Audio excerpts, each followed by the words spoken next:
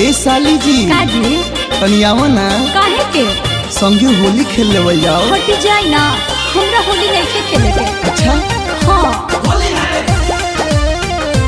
होली है होली है होली है मिक्स बाय विनोद सिंह।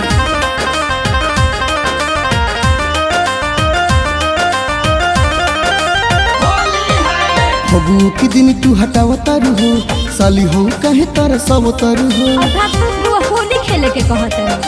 फगू के दिन तू हटावता हो साली हो कहे तार सब तरु हो।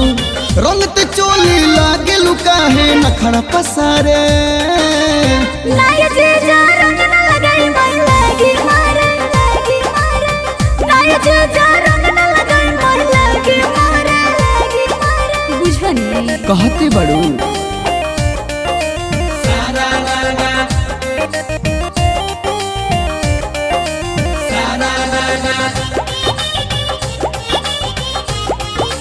होली है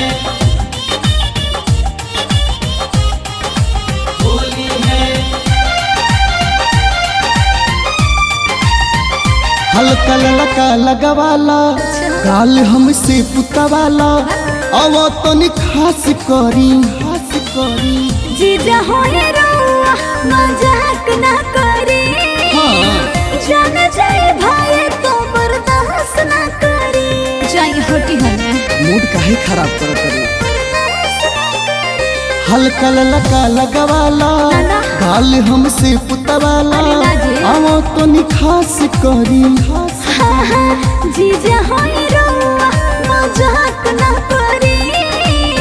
जान जाए भाई तो बर्दाश्त ना करी।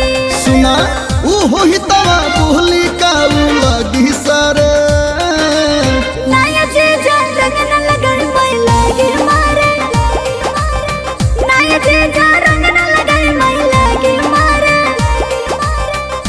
अरे अरे ई का करो तने रुका ना तुम घर दा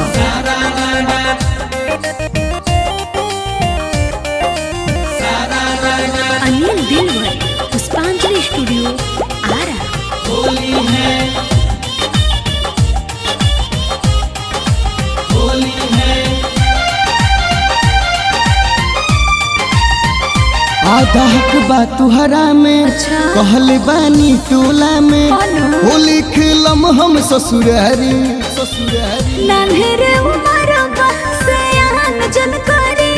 अच्छा मन जीजा हमके जियान जन करी। हाही साली न हो अरे एकदम खाली बेटा छोड़ जा। आधा हक बा तुहरा में हेलो। कहले बानी टोला में सब बुझाता। होली खेलम हम ससुरारी। हाँ हाँ नान्हेरे उमर से आन जन करी। विनोद जीजा हमके जियान जन करी। एही साल तक बाड़ू साली तू कुंवारे नाया जीजा रंग न लगाई मैं लागी मारे नाया जीजा रंग न लगाई मैं लागी मारे। अरे हटे पूरा अंगे अंग नाच के धो दियनी। अरे साली हो आधा हक तो बैले बा।